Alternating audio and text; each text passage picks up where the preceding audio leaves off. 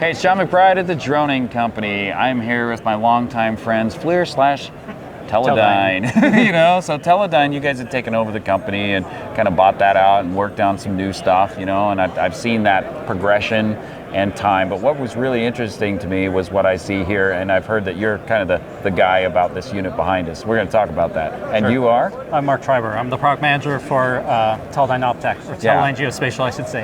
Yeah. So, Mark, as far as like getting into this piece of it, and I know you're going to kind of walk us through that, purpose, reason, why? I mean, you guys are just known for most of your thermal camera capabilities. Why go down this road in some degree on Teledyne's choices? Or did it already exist and you guys have embellished? So it basically already exists. So Teledyne Geospatial is basically a rebranding of Optech. So Optech's been manufacturing LiDAR systems for almost 50 years. Yeah.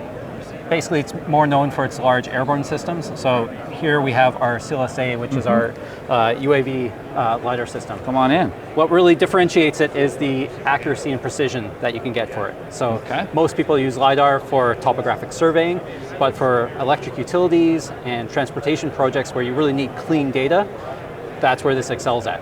And so where clean data helps you is actually you save time. You don't have to manually manipulate the data, clean it up, stuff like that. You can go immediately into automated tools to pick out those features. Sure, and what implies clean data? Like what does that mean for the customer, the client, your competitors? Like what does that mean, clean data? So it's basically, really it comes down to the thickness of the point cloud. So oftentimes you'll see a point cloud that's this thick and it'll hide features like this change here. And so when you've got clean data, the points are spaced much closer together. So these features you can see. And so that's important for electric utilities where they want to see where the conductors touch or hit the attachment points on the poles. Perfect. Yeah. So outside of that type of use case, is there anything else that you guys have been kind of putting it out there for as far as the company, LiDAR and scanning? It's primarily, LiDAR and scanning. Just that, Yeah, surveying, mapping, and electric utility inspection. Utility inspection, transportation and infrastructure. So you are using the inspired flight aircraft. Is this something that I can purchase as a whole unit, or are you guys more focused on the payload?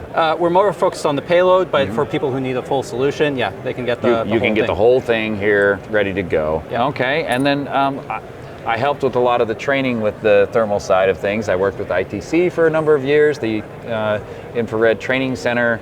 Do you guys offer training and learning on your level, or OEM guys or resellers do that? Yeah, no, we've got training courses both for operating the system as well as operating the software to generate the data. Well, it's really interesting to see that this is something that the company is doing, and since it's already existing, that even makes me feel more foolish about the whole thing because I thought I knew all these guys here, but no, it's fantastic. It's great to see that you guys are working on this stuff, and hope to see a little bit more of this in the future. Oh, definitely. Yeah.